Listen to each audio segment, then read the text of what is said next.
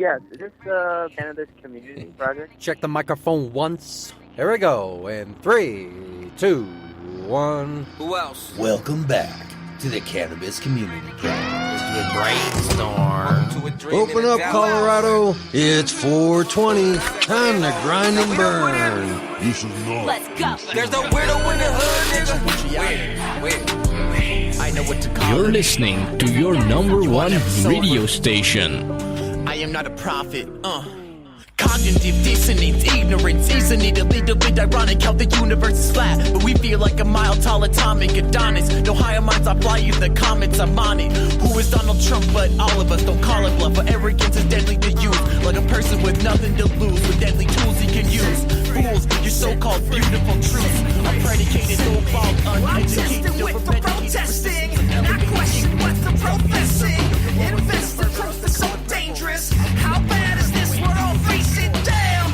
Hold the root of our economy. Smoke and mirrors that consume. I don't wanna be tricked. I'll slick. They roll the rules back. Just don't think they're on the attack. Yeah, please move slow. Disperse. There's no show. Turn an ordinary cocker to commando. I'm resisting your arrest. That's funny. You're the rest. Rip the badge off your chest and expose the worst enemy. This song can get you in trouble. This song can get you arrested. This song can put you in prison. This song can make them panic. Bodies burning, smell like money to me. Bodies burning, how we're selling the dream.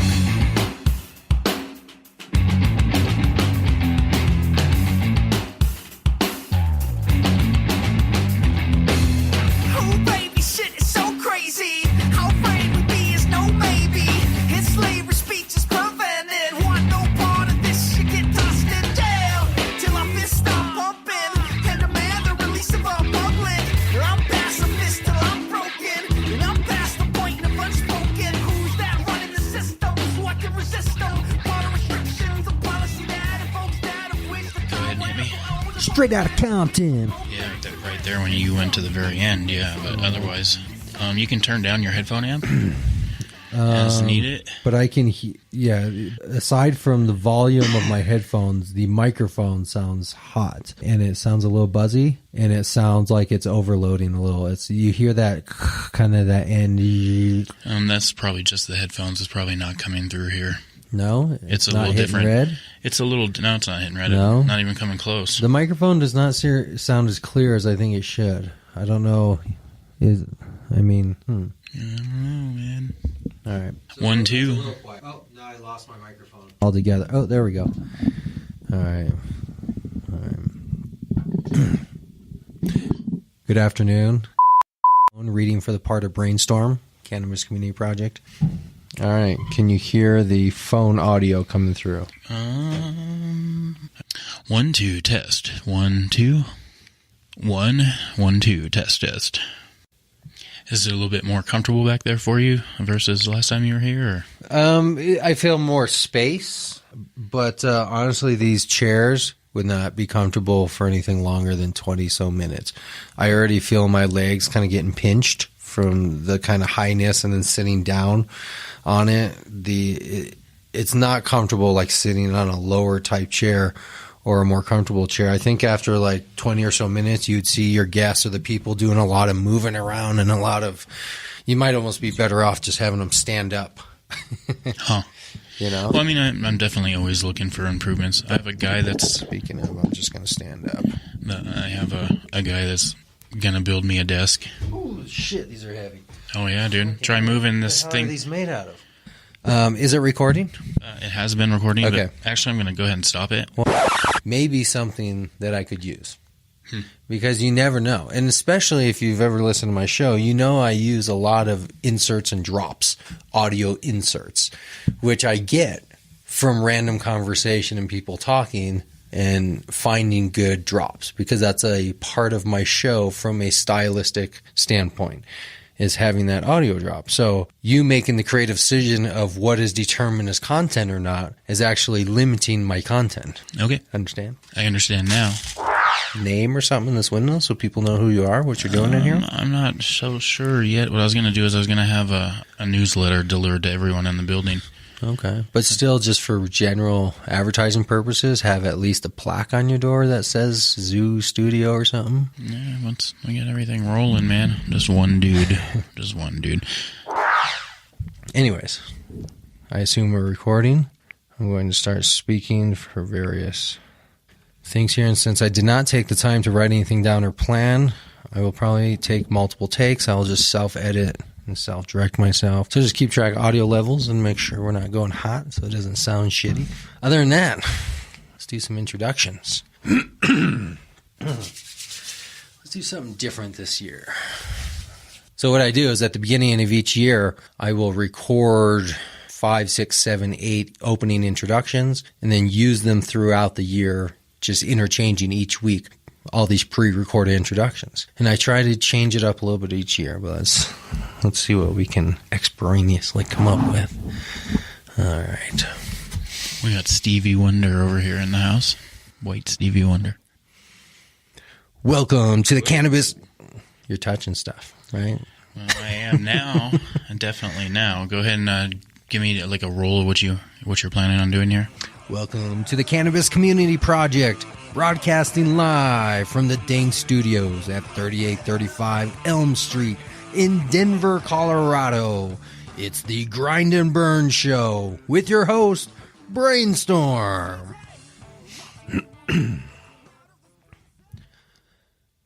Welcome to the Cannabis Community Project with your host, Brainstorm, broadcasting live high up from Denver, Colorado at the Dank Studios, 3538 Denver, Colorado.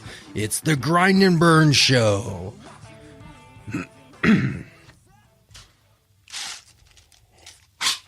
Did you grind and burn before you came in here? No, I haven't smoked flower in quite some time. I'm all on the dab now. Just a dab.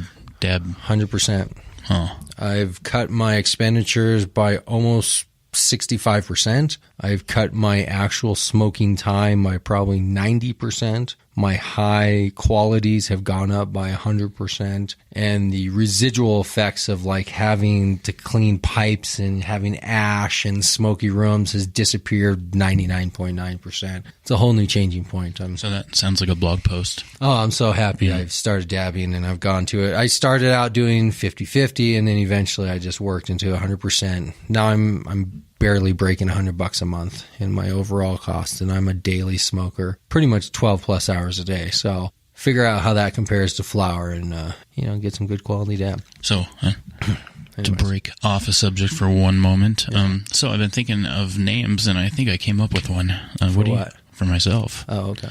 Because Syndicate was taken. Yeah, that was Chris.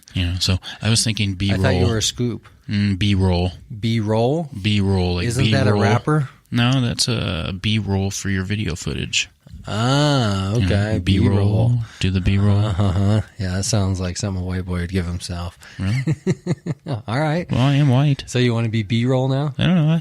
Scoop is over. It's over? It's done? No, Scoop. I'm Scoop from the scoop303.com. But you're saying that's done now. You're taking it off the market? And, not the website, just my name. Yeah, kind of. Oh, okay. Yeah. Something else. If it's not Retiring, B-roll, if it's not B-roll, it is something else. Right. Maybe you should put it up on the wall like a retiring jersey. All right, B-roll. Let's continue. Let me keep cranking out some intros here until I come up with a good one. Welcome to the Cannabis Community Project with Brainstorm. I don't like that. Welcome to the Cannabis Community Project, broadcasting live from the Dank Studios, high up in Denver, Colorado, 3835 Elm Street. It's the Grind and Burn Show with your host, Brainstorm.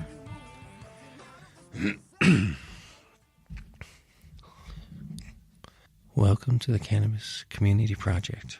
Welcome to the Cannabis Community Project. Broadcasting from the Dank Studios, it's the Grind and Burn Show, high up in Denver, Colorado at 3835 Elm Street. Here's your host, Brainstorm.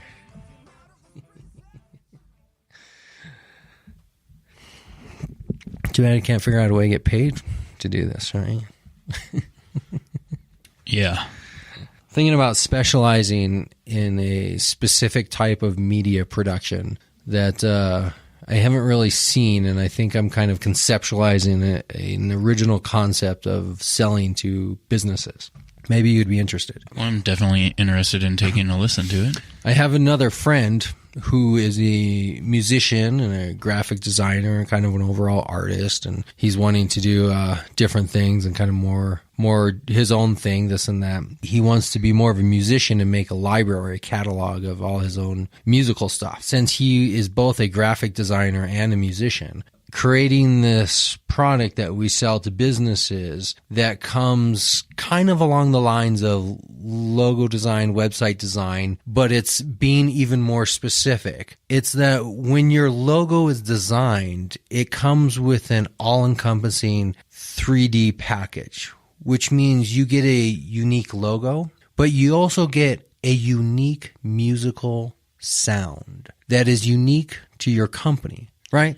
So for like a motion graphic, for like a video entrance, if they have any type of video things, a moving graphic with that sound. Who's this? Bum, bum, bum. NBC, man. NBC, right? With the chimes. Maybe I'm not hitting the pitch. You're not pitching it. Yeah, right? but it's a bum, bum, bum, with the turkey behind it, right? It's their unique sound. So you're branding them as a company, a sound, and a I'm graphic. saying when you go to conceptualize your logo, you're only looking at a piece of what you should actually be thinking about in your logo, because your logo is more than just a visual aspect. Your logo, just like how it has to fit on big platforms versus small platforms, thumbnails versus websites versus everything else, you also need that accompanied with some type of sound. Like that sound. I can hear that sound. A sound that's unique. So when somebody says, well, how much is your logo? And you say, well, my logos are $500. Ooh, I could get one of 99 designs for $300 or whatever. Yes, but does it come with somebody who's going to spend time coming up with a unique bar, a 4-note bar or whatever, that's going to be a unique brand that accompanies your logo? And that's going to be the extra selling point. So it's going to be a visual audio combination package. So when I did Ken's logo, I did it in many different fashions. So I did it written out straight across in a design format as far as their lettering. Yeah. And then I did their actual design of their logo with that in the center of it. And I did it in large format to small format on your common sizes. And I also did it for different color backgrounds. Right. So I would give her one and it that changes sometimes depending on the format, because but it's easier, space. But it's easier to go across to a folder and say, I need a 720 by 550 for this website, and it doesn't fit quite right, so now I can just shrink it down just a little bit, and bam, it's given to you in this big folder, and it's all organized for you, and we're thinking about your business needs. Yeah, I thought you might be interested because you also are into graphic design and music in that sense, so I thought it might be something that interested you in that concept. Here's the extension on that. When you're building a website, we already have been taught that don't have pop-up videos come on when you're on your landing page on your website. Don't have things automatically play, blah blah blah. But what does that have to do with a 3-note, 4-note musical sound that just represents your brand, like the NBC bum bum bum? That's not an intrusion like a video or something doing an automatic play, right? That's a whole different concept. So when you're creating your website and you're a new company or whatever, and you're going to pay somebody to do a graphic logo, why not just have a natural extension of also have somebody come up with a musical brand, a unique bar of music that it has been uniquely constructed just like that logo for you. So if your logo represents badass America and you sell chainsaws and guns, well then maybe you need a musical accompaniment that reflects that, right? Hold on one second. Chainsaw and a gun. Welcome to the Cannabis Community Project. This is Brainstorm, broadcasting live from 3835 Elm Street in Denver, Colorado, from the Dink Studios. Here it is, the Grind and Burn Show. That was kind of hot. I got you turned down now, though, so... Oh, I thought you were saying... Actually, Oh yeah. like my voiceover was just the right tone. It wasn't you. It was the Viagra. I've been told I have a good voice. So. You listen to yourself a lot, don't you? What's the nature of doing self-editing? No, actually, you kind of fit the part, man. I'm sitting here looking at you right now, and you look like you belong behind something like that with your Stevie Wonder shades going on, and like. No, it's only because I'm just high and I don't want my red eyes to be all over in the office lights under here. Yeah. So I told you we should put up little tapestries over the lights to kind of give them a light filter and bring the whole atmosphere a little more down. These fluorescent office lights makes you feel like, I don't know, I feel a little exposed here with all the windows open, big fluorescent lights over me. Right? I do definitely need a backdrop there, probably a backdrop in the front here. Me, usually when I come in here, I feel cooped up in here. If you would prefer me to, I would close the blinds for you. Well, and that way you personally, I mean, well, here, let me do this. Yeah. I mean, personally, I don't care too much, but it depends on who the guest is. I mean, I get some. Here to make you happy. Guess some guest. As an artist, I got to say it's a sensitive. Your environment. As an artist speaking. As a producer, I don't really care. As a professional, I could do it anywhere. I could be on the corner of Colfax and do my voiceover. Just as professionally. That's the nature of being a professional, is that there is no barrier to my work ethic. However, as an artist, don't look at me.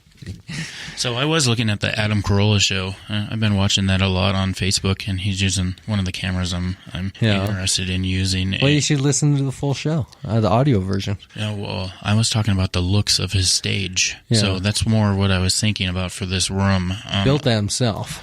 Yeah, so I got this guy, he's gonna build me a table, I'm gonna swap him out, I'm gonna redo the menu for his bar and his logo and stuff, and he's gonna build me a custom fit desk there. So you giving me ideas as far as how you're comfortable sitting up high or uncomfortable sitting up high, those are things I'm thinking in the back of my head of what's the perfect desk space for that, because ideally I would like to put 4 people behind there, but I just don't know that 4 people are going to be able to look at each other and communicate well enough with each other. What if you did a skinny table where the table was a little bit longer and skinny so people could still circle and look at each other? Well, I thought about a half circle where because you have 4 microphones and you were kind of battling yourself with your setup. Yeah. Now, after using the Zoom, you understand what I'm saying. You just roll in with that bad boy and 4 microphones and you're good to go. And it has a good quality microphone. This is what I use when I sit at home and do recording. It has a great microphone. So I had to use the Olympus 11. LS11, and that was the first one I bought. I actually tried selling it for many different times, and what I like about it is it's kind of all of them in one. It doesn't have the 4 hookups, but I don't need them, but it has the wide angle, and it comes to a focus like this. So if I'm doing a shotgun scenario, I have a shotgun mic, and it has a line out, so I can run it into a camera, I can run it into a mixing board. I don't really need all the tools I thought I needed before. Only thing I don't like about that is you can't do pre-equalization. So I do like that it's track by track, so that you could go back and mess with someone's voice if it was way too jacked up, and then mix it down in your software, which is more time consuming. But I mean, if you're trying to put a quality podcast together, how far are you willing to go? If you're getting paid, especially. But I did a lot of looking into the transcription. That's a needed service, man. Like you want to give transcription? I want to transcribe for myself, so I was looking at the Dragon software. Yeah. Because any of my shows are going to be transcribed, and all of them should be, and that's a service for people. No one wants to do it. It's $60+ an hour. That other thing that I was thinking about was the JK Audio, the Blue Driver. Because it actually would take everything from the mixer and send it back to your phone. So she would be able to talk to multiple people, and you wouldn't need the phone right there. The phone could be over here or wherever. We're going to do it through Skype. No, dude, look at Zoom. I'm telling you, Zoom actually records it. Zoom does a lot of things that Skype doesn't. I've been using it a little bit now. Skype records? Yeah, but the service is better, man, I'm telling you. And then you can actually do it. It is up to 40 minutes. But it has screen shares, and I know we've talked about how long someone listens to a show. I always thought but that's limiting. I mean... Well, there is a payment. You should Right. check it out at least before you make any assumptions about that. But the thing with using Skype is just the pass through. I'm still recording on my chip. Skype is just the pass through. Yeah. Where I can talk for as long as I want because it's just the pass through. It's not the end game of what I'm paying for. I'm not recording to the software of Skype. I'm recording to my chip, and I'm using Skype to just yeah. Well, I don't know if there's a limit on just a call. I know there's a limit on a recording. My wife talks to people for hours into Mexico. I'm talking about Zoom. Oh, well, you might want to look right. at least take an. I will look at it, but any paid thing, it's can't free. do any paid, but up to 40 minutes. Well, which that's is limited. recording. I don't know if it's limited in just I'm that. just using it as a pass-through. Well, it's just cool. talk. Yeah, because it's cool. Is it a voice service like Skype? Is it It's a a voice video thing? voice. It's a video voice. And it's also a solution, so it also gives you the option of doing screen shares. So if I was helping you build a website remotely, then I can show you on the screen. Well, that's a good thing to do, especially talking about news articles that you're wanting everybody to be on the same page with. You send everybody the news articles beforehand. Then when you start recording, everybody has them in front of them. Yeah, that's a good. That's where I was thinking about having a TV. You know, having a TV right next to you, so you're actually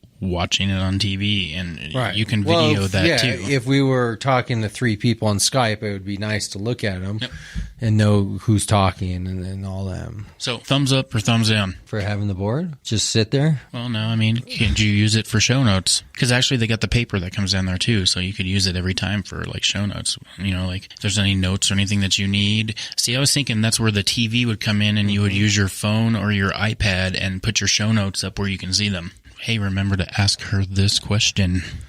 I mean, it's a good idea, but I don't know if I would really want to take the time to be manually writing out on a big flipboard. Kind of where you do use the piece of paper. You know, no, but that's not how I do it. I would do my show notes on my computer, and then to put them there, I'd have to write them. But if we could use the board as a screen and project like a transparency or from a cell phone projector, or so, you know, those little projectors they have nowadays, that would be easy because the reality is I'm going to be doing any note taking on my computer. I'm not going to really. Do you have an iPad? No. Or a tablet? It's a Samsung's, my daughter's. The tablets are awesome for that because, you know, you have enough room there. You can put the tablet down. And I like big reading because I have trouble focusing on small things. Still hook that up to a TV or something, too, if there was one here. I would have trouble reading from a tablet if I were trying to live talk something. I would need something big and in front of me because I like to look around and move, you know, when I'm talking, and it's easier to find direction on a big thing. Having a tablet and being focused, it would be too difficult. For me, I mean, some people. Well, I mean, I'm just trying to moderate, trying to make things easier, trying to make things work for you, you know. Right. All right, hold on. Let me do one more. Welcome to the Cannabis Community Project. This is Brainstorm, broadcasting live from Denver, Colorado. It's the Grind and Burn Show. Welcome to the Grind and Burn with your host, Brainstorm. Broadcasting live from the Dank Studios at 3835 Denver, Colorado. It's the Grind and Burn. I think I already said that. So right now you're 44 minutes in. But that's just since we started recording? Since we started recording. Oh, okay. I'm not worried about overall length. Most of it's just... It's all good in the hood. I'm worried about how you're going to transfer that to me. This is more of my concern. There's no internet here, and you have no chip. There's internet here. But if it takes a week and a half to get through the internet to the Dropbox... It should be relatively a simple solution. Audio really does not consume much data versus video. You can probably send a 3-hour clip relatively, depending on your settings. All right.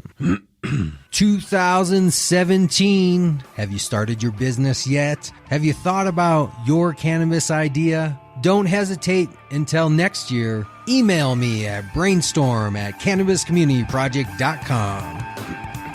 So besides all the stuff that you're not happy with, you're still pretty happy? With what? Oh, the fluorescent lights and the chairs being too tall and the headphones that are on your heads now and, you know... Yeah, these headphones hurt my ears. After 10 minutes, my ears would be in pain. Like cauliflower, if you've ever been a wrestler. I'm pretty comfortable with them. It's a placebo effect. Yeah. You bought them, it's your equipment. Well, you know, like when when I become a rich podcasting superstar. Well, you know what's weird is that it's not really about that, because these the same $20 headphones you these had. $20 headphones, the same headphones that you had, man. these $20 headphones for an extra $10 could be upgraded to just a wide mouth earphone. So, do you want to buy a couple sets of headphones? Because I already invested the money in them. Unless someone's going to give me, I don't know, let's say $15 a piece or $10 a piece or something. See, that's called the fallacy of sunk cost. That you believe you have so much money invested into something, you have to just keep going forward with it. That's how most gamblers end up losing all their money. Yeah, that's why I'm not throwing anything really more at it, except from my pocketbook. Nothing has come out of my pocketbook in a while. But see, that's what I'm saying. It's a fallacy. The fallacy is you believe you have already invested into this, therefore you have to stick with it, because by changing gears, you would be losing money or something. No, what I'm saying though is I don't have the money to invest let's say after taxes and everything, $200 for 6 pairs of headphones. Why do you need 6? Because I Why have do you 6 jump microphones. to the extreme of, if you're going to do something, this is what it would be? How about start off with, have one, how about just buy one? Well, right now I have 5. So, because I had 4 microphones and a producer. 1, 2, 3 shitty microphones and 1 decent pair of microphones. So why not just buy one headphone? Because those I got for free. All right, so why not buy one for $35, a wide mouth, and then you'll have 2. So when a guest comes in, you have at least 2, because most of the time it's going to be a 2 or less person show. I get that, man. You don't need to buy 6. Saying I don't have the money for 6 is equivalent to saying, well, I don't have the money for $1 billion company, so why would I start a company at all? Right? It's like jumping to the extreme I'm just listening to what you preached to me before of don't spend any more money on equipment. Right. So now listen to me when I'm preaching this. Spend money on equipment when it makes things better. Oh yeah, well that's and what I've been doing. These headphones hurt people's ears after like 15, 20 Actually, minutes. to tell you the truth, man, and I'm not arguing with you in any matter, but no one has said anything, and I've never really noticed people moving it around. But on your defense, most of the people that I have had in here were chicks, so they probably have smaller ears. You know what I mean? So like in your defense, anyway. There you go. Science by Mr. Dr. Prodaski. Chicks have smaller ears. So, how do you say your last name? Prodaski? Podrasky.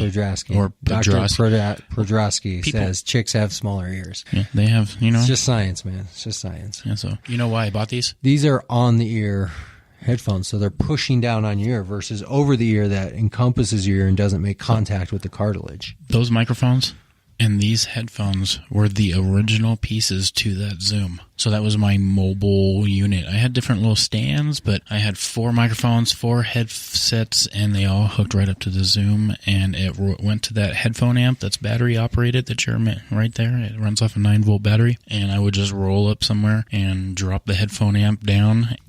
But that's the way to roll with that headphone amp there, because then you need no wires. Nothing plugs in. But you're not mobile anymore, are you? I'm always mobile. It's the life of a podcaster. You have not been mobile in a while, good have podcaster is always mobile. But you could be mobile. But when was the last time you physically... Like Kane and Kung Fu, I just drift and wander. Physically, when was the last time you went mobile? I'm mobile right now. But you're not recording on your shit. You're recording on mine. Because yours doesn't support... What do you mean? That'll plug right in this computer right now and be used as a sound card. My chip? Oh, no. I was talking about your Zoom. Well, I don't need to use the Zoom. No, I asked you when was the last time you did a mobile recording? Since you got the studio down there at Dank. I'm sure there's been a time. So, at least once? Sure. Right. That's all I was asking you. Anything's possible. I should have smoked weed before I got here. Hold on, I have to think of something clever to say. To that, or just in general? No, for my intros. Hold on. It's not easy being clever.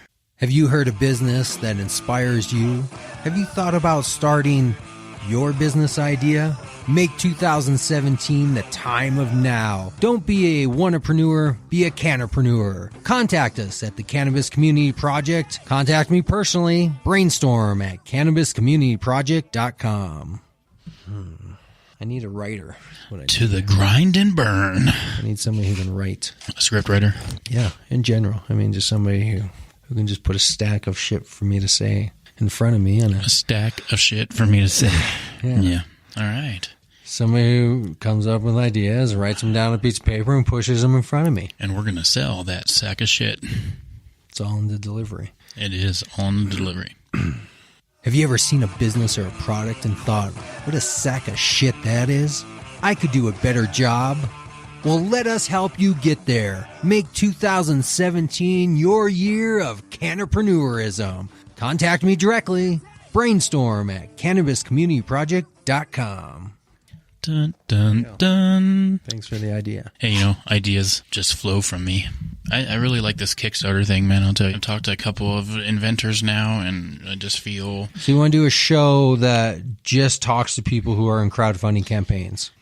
That have ran a successful crowdfunding campaign on an item that they invented. Okay. So, and what was their little story of it? You know, like what made them go to Kickstarter? Why do you think that product? Yeah, sounds like a great idea. And are you going to host it? Oh yeah, hell yeah. When are you going to do it? Well, I already have one done, and I have another one coming at the end of the week. I'm hoping on Friday. Who have you talked to? So I've talked to a lady, and she designed it's a design pattern that goes on things.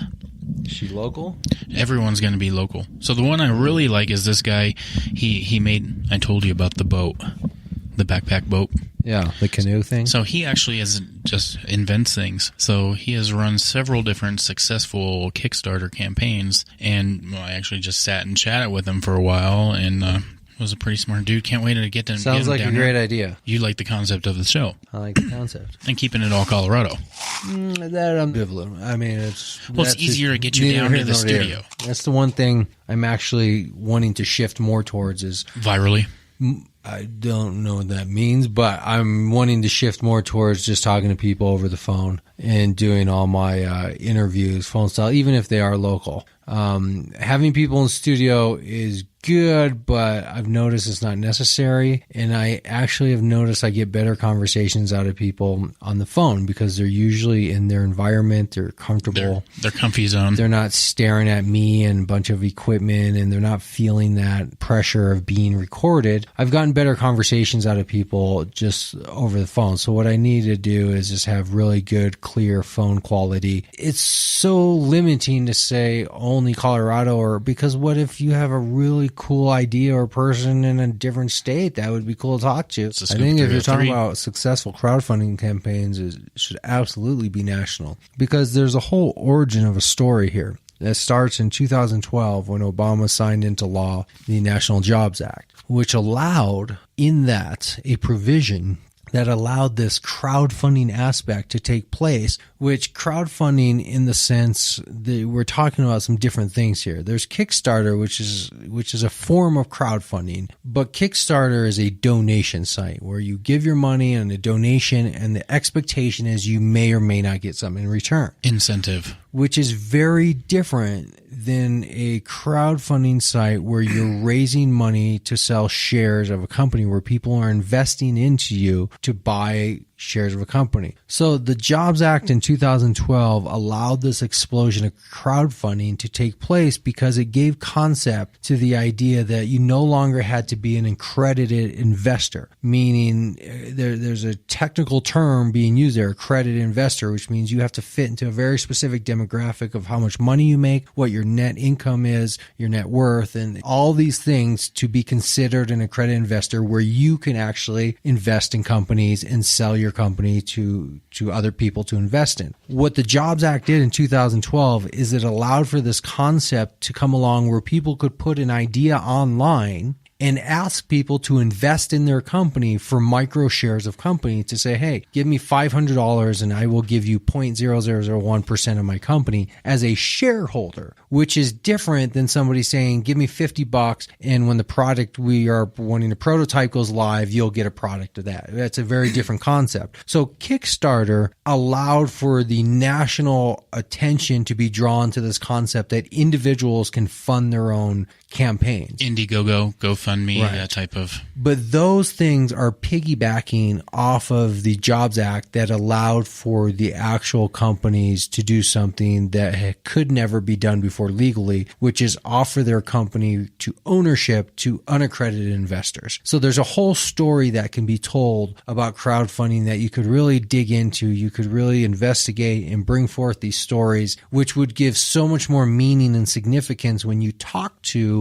an entrepreneur who successfully successfully funded a campaign, you would be filling it in with all this backstory, like a NPR kind of investigative type thing. Kind of the reason why I want to focus on Colorado, not to chop your shit off because you know what you're talking about, was the video aspects of things. So I want to do a short clip. I didn't want to sit and do too much. I want to do like a teaser. I want to sit and talk and make a short 15-minute video with little cut-ins here and there of different things or facts, and then put the bulk of the information down into the type. Because I was looking at editing, I was looking at bringing the person in, showing it, and selling it. So come down, look at the face behind the product. I'm going to sit down, talk with you for 15 minutes tops, but maybe a half hour, and cut in the pieces that I want. Make it short and sweet, kind of like a what's trending now video. Look, I like the idea and I like the concept, but here's the thing I already see happening. Any idea is a good idea, right? Potentially. But you have to stick with it and stick with it for a really long time and focus on just that idea.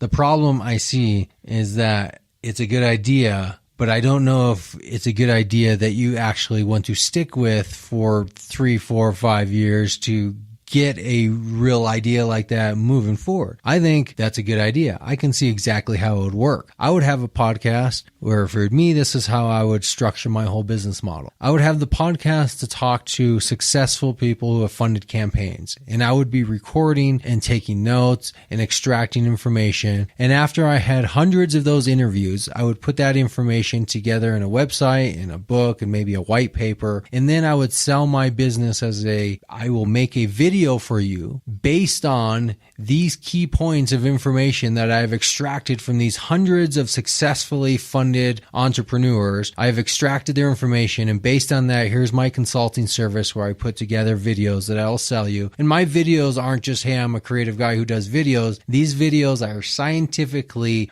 based on the information that over 200 successful crowdfunding campaign people have talked about. And this is the information we are using. Here's the white paper that I've written on it. Here's the information. Here's the backlogs of all the transcriptions where you can go through yourself, all the raw material if you want to try to see the raw conversations of information. I've extracted it. I've boiled it down to either something on the website or a book or an article, and then I'm reselling it in the form of the media production. And the media production is backed up by the whole selling point that it's not just, hey, I have a creative idea how to make a crowdfunding campaign. It's here's a crowdfunding campaign based on X amount of interviews. Become an expert by interviewing people that have launched their own thing. Being a creative mind, you figure out what they're doing and you put it as an option that I could do for you if needed to help project meaning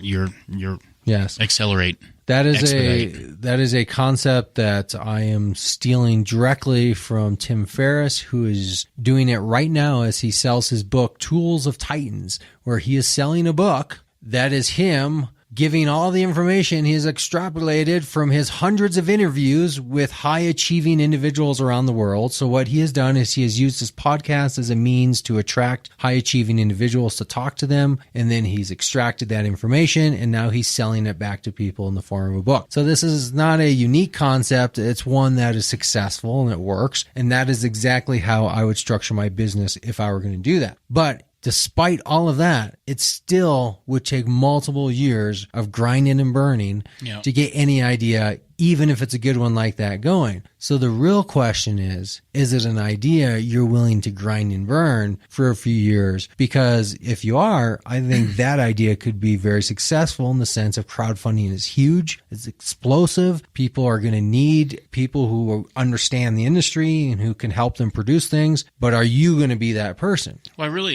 I'll tell you the truth. I enjoyed talking to Mike. He was very informational about patents and copyrights, and that's what he does, is sit in this little room, and he just creates ideas. So what initially, brought me to the Kickstarter world was my own inventions or my own ideas that I could philosophize on to the public, and with the creative nature, put together, good incentives that would make you want to fund my Kickstarter. So that's a service wrapped into one, basically. Yeah. Right. And I mean, I just stick to what I said. I mean, I think it could be potentially great, but 6 months down the line, if you stumble across another potentially good idea and then you start shifting gears, not only have you lost everything you put into that, but you're starting over 6 months older. So it's like, is the Cannabis Community Project the best freaking idea I could have come up with in life? No, but it's an idea that has potential, and I have to keep working at it if I want to make it successful. If I had $1 million, I could buy myself a lot of tools to make a bigger impact and make my show much more visible in front of the eyeballs of people. You know, I could buy up a whole shitload of Facebook advertising and get it in front of people. I could maybe buy some billboards. I could maybe do some radio ads and some TV ads, and I could get interviewed yourself. Right. I could do a whole bunch of stuff with that money as a tool to get more impressions on me. But here's the thing. People are focused on how many impressions did you get? How many impressions did you get? How many impressions did you get? Right? Here's what I'm focused on. The question you just asked me. At the end of the month, how much money has passed through the company? Because if you were to ask me how many views I have, how many listens I have, how many impressions I have. I'm asking you a question that you ask yourself every month. I could talk you into circles around how great my show is based on impressions, views, listens, and everything else. So what does that mean?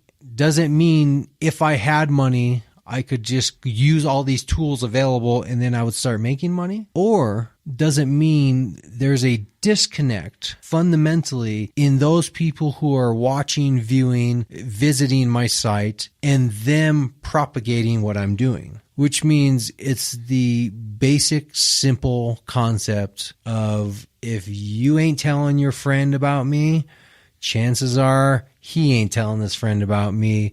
And the chances are, even if I put a Facebook message in front of you and a billboard behind you and a TV ad in between your favorite game and a radio commercial between your favorite song, you still don't give a shit about me and you ain't going to tell your friend. So what we have to build is that relationship, and I have to figure out a way to get those who are listening and watching to tell somebody just as they would if you stumbled across something else you like, and then to actually feel like the products I'm offering are of value to buy them. One of the issues might be is that I just have limited products, right? I only have a handful of products on my store, which makes it difficult in the sense when you're selling something, you don't want to overwhelm people with options, but at the same time, you want to give a couple options. Because if you're just giving one or two options, then you're kind of the proprietor of that product. And that's a different mentality versus if somebody goes to a store and there's 100 products there, it's a different buying mentality. So I think if I had some more products would help. I think if the people who are sponsoring with my show also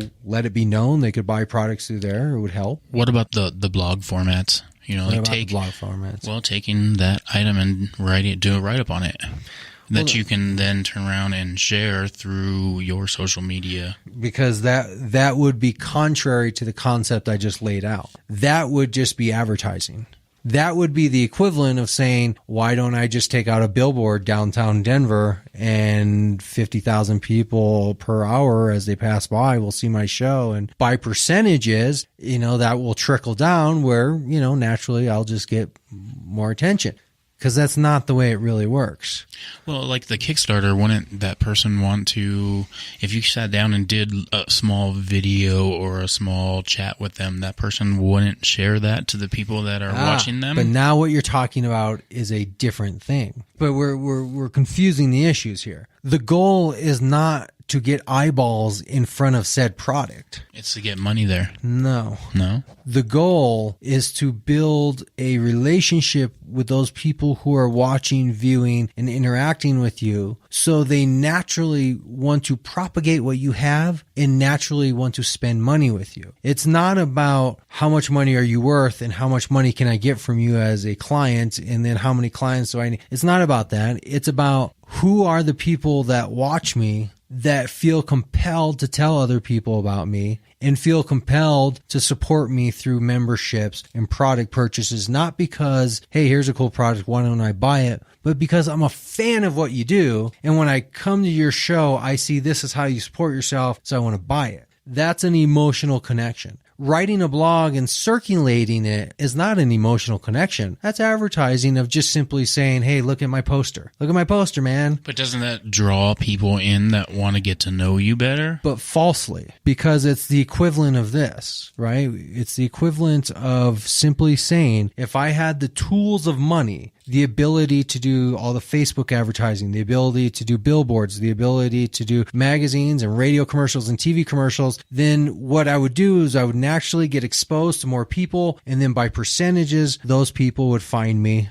That's a false path to go down, because what you're saying is simply, all I have to do is get exposure, and by nature of exposure... That's not exactly what I'm saying, though, because when you write it all out, you get many different forms of traffic coming to you. But what I was talking about as a blog post is obviously all the things that you've sold, you have done a podcast on. So that's where your face of your show should go. It shouldn't go to Libsyn or Spreaker or whatever. It should be on your blog post that you're sharing that. And that recirculates through different programs to get more people listening to your show to resonate your personality. I hear what to. you're saying, but I have to respectfully disagree, because those are two different media platforms. I absolutely want people first going to my RSS feed, because that's where I keep track of my numbers, and it's the numbers that I'm going to present to sponsors of listeners. I'm not a blog, I'm a podcast. I'm not trying to advertise my blog, I'm trying to advertise my podcast. Those are two different products in the sense. I have a blog that accompanies my podcast with supplementary things here and there, but the focus is not the blog.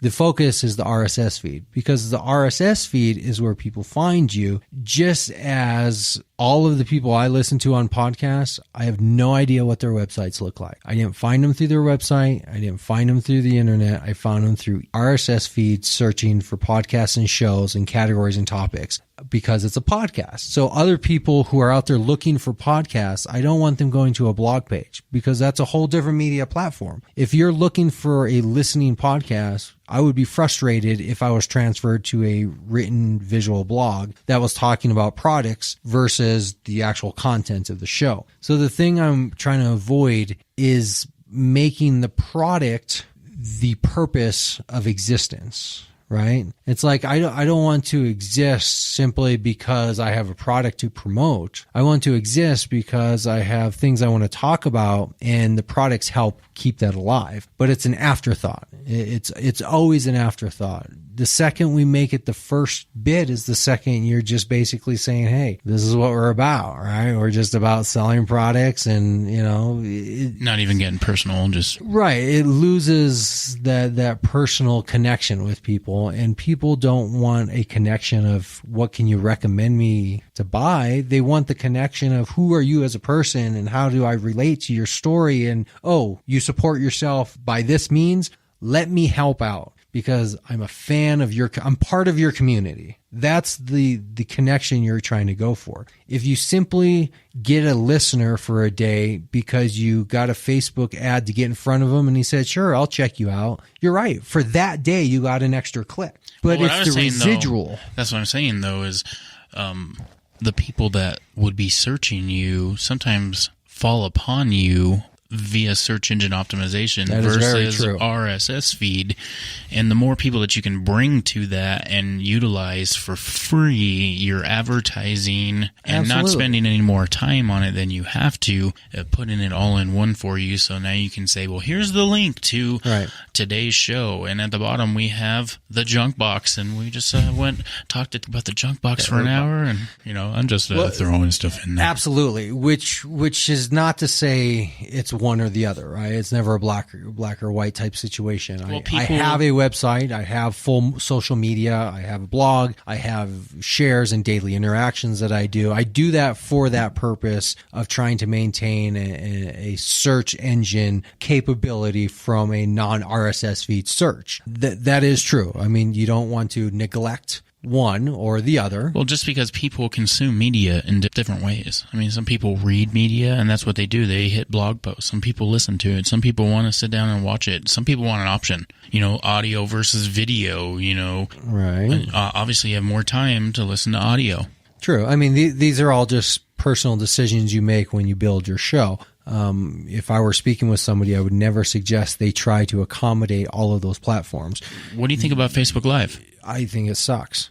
So you don't think people gravitate to that? Or do you think it's an archive? People aren't listening to it live right then. They're archiving it anyway. I think it sucks for all these reasons. One, anytime you're doing something live, I can guarantee you the quality of production is going to be shittier than a post-production type setup. Two, anybody that's using Facebook as their publishing platform is probably not going to be a great publisher, producer, or just content generator. So the quality of what you're getting is just not going to be that good anyways. So you're being interrupted with video that's live, that's not going to be really produced. It's going to be about content of who knows what. It's shortened clips. People scroll past you. They watch 10, 15 seconds. They keep scrolling. You can't captivate the audience. I don't think it's a good platform in the sense, but I don't like live anything because unless you're a professional broadcaster, it will suck. Guaranteed. See, that's the video platform I was more going for, was the three camera exchange. You know, the Mevo is great. Every single person that I have talked to about bringing a show in here asked about video. No. It's the only or Facebook Live or YouTube Live, and that's the reason why I'm gonna get it. You know, because that's what people want. I mean, we could stick their phone up here, you know what I mean? But if you're trying to present, you know, like if you need that, and that's what's going to get people through the door, being able to now Facebook Live your event, then yeah, right, we can do that. There's a lot of mistakes I see with people doing shows. In mistakes, it's not like mistakes like, oh, you need 20 years to really work that one out. These are mistakes that, like, you're not seeing yourself from the, you know, hover above yourself and look at yourself. You're not seeing yourself, right? And this is typically a problem with somebody who has an ego to think I can do a live show.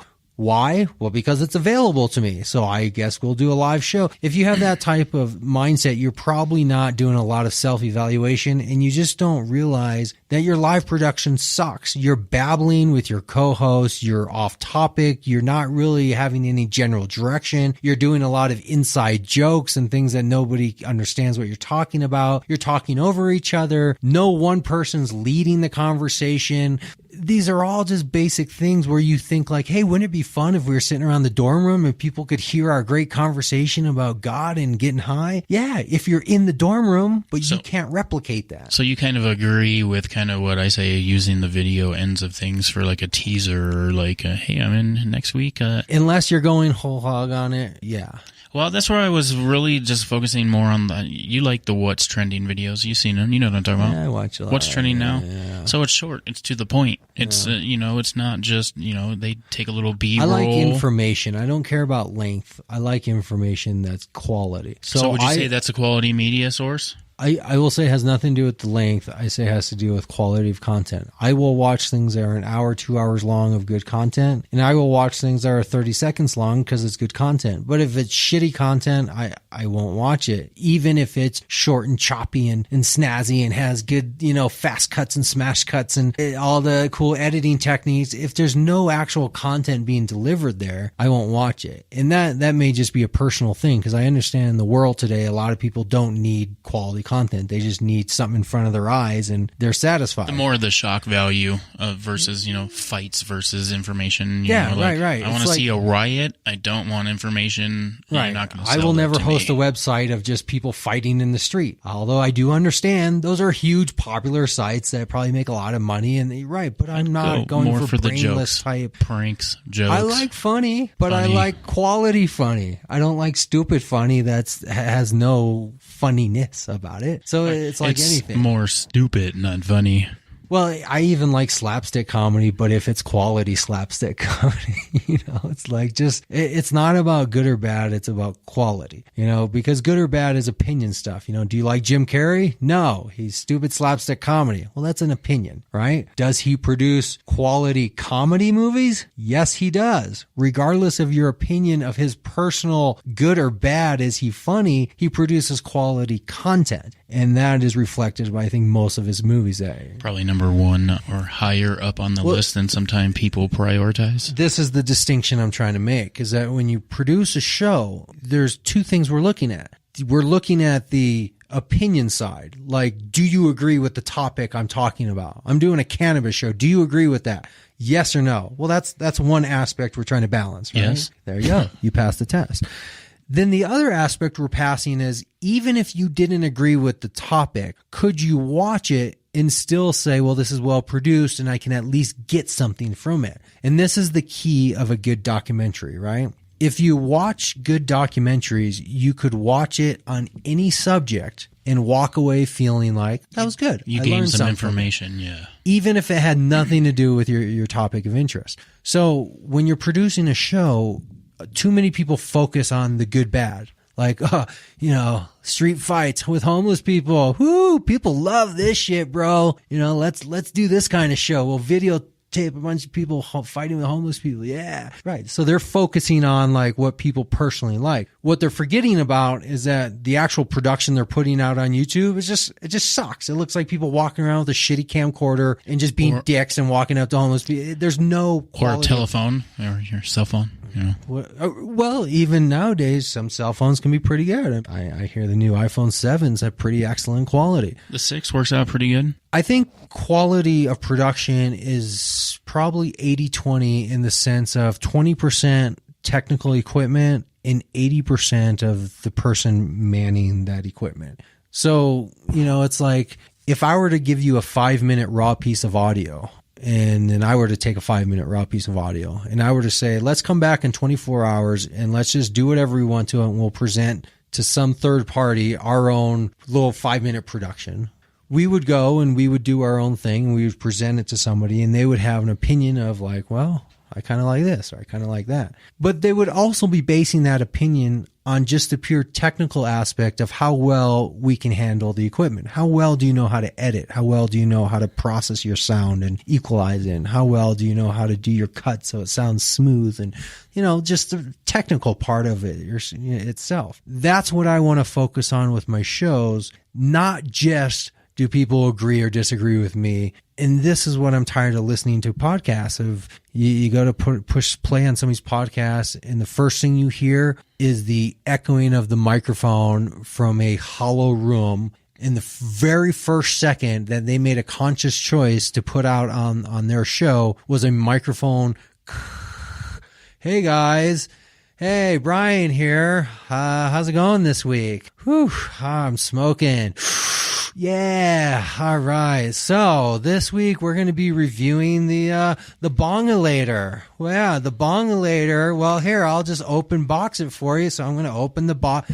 It sounds like some dude in his living room literally talking into a camera to upload to YouTube. That's fine, if that's your intent. My intent is to make a quality production where people who maybe disagree with my topic of cannabis might listen to the show and go, that was actually, I kind of learned something there. And, they actually had a decent conversation and it sounded good. And I didn't quince from the hissing of the microphone and the cutting out. There was some technical production there that allowed me to listen to it. And that allowed me to be open to the content. So I have no idea what we were talking about, but I think you asked me and I think I said it sucks. It all sucks. Oh, live, Facebook Live. Facebook Live, yeah. Right. It all sucks. The only thing that doesn't suck are professional productions that put their stuff Adam out Carolla show. He's a professional production. That's what I'm saying, man. Like millions of dollars revolving around his studios, and he has 15 plus people working with him to make that show sound as it does and have all the accompaniments like the video and stuff. However, you're saying it's not a one-man show? He started out as probably a two-man thing. He started out with his laptop in his house, and then he recruited people he used to work with from the radio station. He took over after Howard Stern left. Worked to his contract for like a year or two and then got fired. Went into his basement, opened a laptop, uploaded an episode, got like 50,000 downloads. So he decided, maybe I'll keep going with it. Asked a couple of his friends who he used to work at the radio station with to help him out with production, and it grew from there. And now he has a full-blown, I would say a full media company. He does documentaries, he does film, he does 12 different podcasts. He has a TV show coming out on Spike. He has a full media production, and it all started from that little genesis of just starting with something that people gravitate to. Joe Rogan, same thing. Turned on a laptop, him and Red Band, working from a shitty laptop microphone, just having conversation. Thousands of downloads. Maybe we'll keep going with that. Now he has a full media production. He's in a full studio. He has, help and it's a full thing. Sure, SM7B microphones. I had 4 of them microphones. The point is you start small and you grow. You start small and you grow. And it sounds simple, right? It sounds like, it makes sense. But you'd be surprised how much time you waste talking to people who are unwilling to start small, because that's where you work out the fundamentals of what are you doing? What is the model of your show? If you're talking about media production, doing a show, what is it? You only work that out by sitting by yourself or with 1 or 2 other people at the max and working through those itty bitty gritty details and producing something when you have nothing, and then grow it into a full production. That's the only way it's going to work, at least from a psychological standpoint. Obviously there's people who are successful right out of the gate with things, but if you base your life on people who win the lottery, then you're looking for failure. Don't base your life on, hey, he won the lottery, so maybe I can too. Base your life on, nobody's ever going to win the lottery. This is how we should go about life, despite the fact that some people win the lottery. So if you're going to create a show, video, audio, podcast, streaming, doesn't matter. Start with the same fundamental. Sit in a room by yourself and figure out if you can produce something. If you can produce it by yourself, ask somebody else to join you and grow from there. But don't do it on Facebook Live. Do a real attempt at a production. I mean, if you're going to do Facebook Live, make it a post-live thing where it's like you produce it. And you grab some content from someone's question or something. Yeah, something. I don't know. I'm tired of listening to shitty podcasts. So we're 1 hour and 30 minutes in. Let me finish up. Considering, I'm guessing you're not going to use most of anything we talked about for shows, but you never know, whatever. Man. You never know. That's the thing I'm saying. You got to be careful if you're in the position of creative content control, because you don't want to be deleting stuff without thinking about, what are you deleting? You never know, especially the show. What type of show do you have? Like I was explaining, I have a show where I use a lot of audio drops. Where do I get those audio drops? They come from all over the place. You never know where they come up. Oh, yeah. Just like that. That could be an audio drop. Right? You never know. Crazy. Exactly. So we've done opening intro. We've done transition, contact me. Now we need some exit outros. And then maybe some commercials. All right. There you have it, Cannapreneurs. 2017 starting off strong. Follow us on all the social media, Facebook. Shit, now that we're talking about all that stupid social media, I can't remember what social media I'm on. I was going to say Facebook Live, but not. Twitter, Facebook Live, YouTube. Follow me on all the social media, Twitter, Facebook, even YouTube, Massroots. I should really write stuff down. This is why I need a writer. Sorry, I'm going to cut this for a second. See ya. Don't cut it off yet. No. It'll mess up the file when you send it to me. What do you mean? I don't know. Just something will happen. I don't know. Just don't cut it. There's no reason to cut it. We're not inserting anything. Thank God, because there would have to definitely be some type of revenue exchange going on here. I can't stand behind you for that long. There you go, Cannapreneurs. Thank you for listening. Make sure to come back next week and join us for another packed show full of guest information, music, and maybe even a little smoking. Now, that sounds kind of dumb. Come back.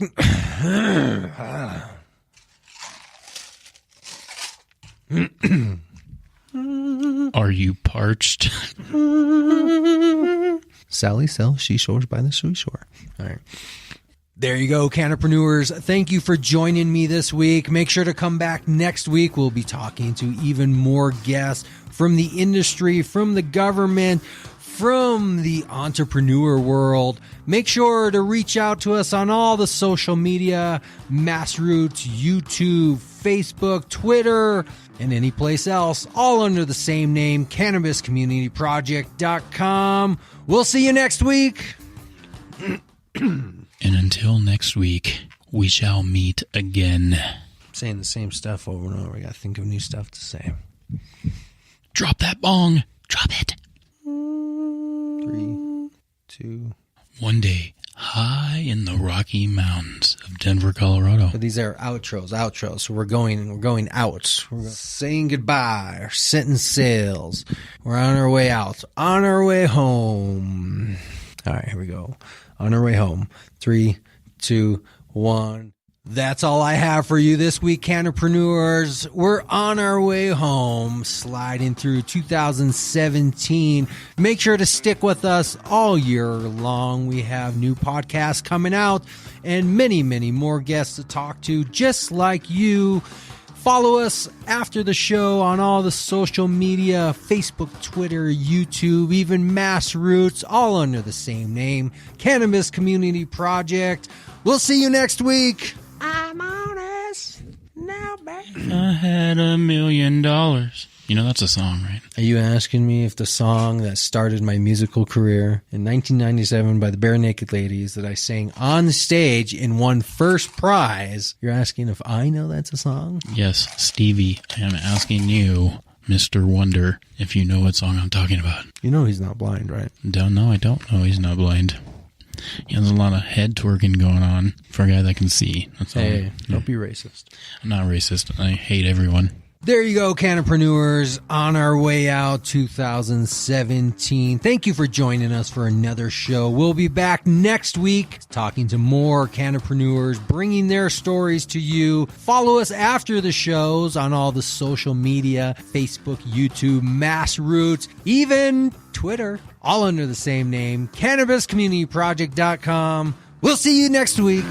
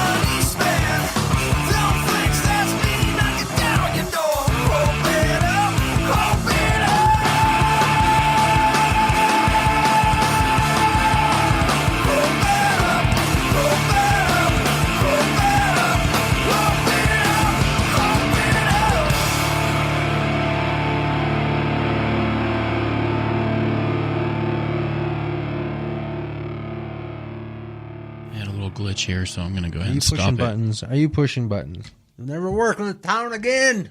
I'm already there. All right, so you're live, and I'm going to go. Yeah, I think I got water. Recording? In the car. You are now live and recording. As long as you don't, like, sing a cappella and suck the microphone down your throat. How do I say goodbye? All right, time for commercials. Cushley Organic Products. Amazing soy candles, amazing products. Candles, sprays, and lotions. Cushley, eliminating odor the natural organic way. Check them out at www.cushley.com. Are you still smoking flower? Stinking up the house? Having your neighbors wonder if there's a skunk outside? Try Cushley products, the natural organic odor eliminator. Lotions, sprays, candles, and soaps. Cushley will eliminate all of those organic smells. Cushley, www.cushley.com. Hey, Cannapreneurs, I want to tell you briefly about a very close company to mine, Cushley Products. Candles, sprays, soaps, and lotions. Cushley has been with us for almost 3 years now, representing all of the great aspects of an entrepreneur. Cushley Soy Candles. Clean and clear air. Are you still smoking flower at home? Stinking up the living room? Try Cushley. They eliminate all the odors in the air naturally and organically. Cushley. www.cushley.com. Let me do a couple for the store real quick and then I'm done. Have you checked out the Cannabis Community Store? Check it out on the website. We have products from our sponsors and more. Only cannabis-related products. www.cannabiscommunitystore.com. Looking for some cannabis products this year? 2017 is going to be the boom year for products. Find all the best ones on our website at the Cannabis Community Store. www.cannabiscommunitystore. We have all the products from Cushley to Herb Box, Canna Relief, and everything else cannabis related. All right, one last one. Folks, we support this show by selling products for our sponsors. We do that through the Cannabis Community Store, and I want to encourage you to check it out because we have some great products there. This show is brought to you live every week by the support of our sponsors, and we want to return the favor by letting them know our listeners are there for them. www.cannabiscommunitystore.com or go to the website cannabiscommunityproject.com. All right, I'm good.